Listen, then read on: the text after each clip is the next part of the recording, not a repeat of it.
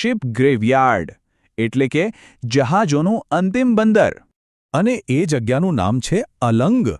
હા, આપણા ભારતના ગુજરાત રાજ્યમાં આવેલો આ દરિયા કિનારો.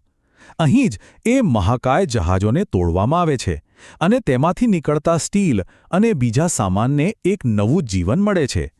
આખી પ્રોસેસને શિપ બ્રેકિંગ તરીકે ઓળખવામાં આવે છે.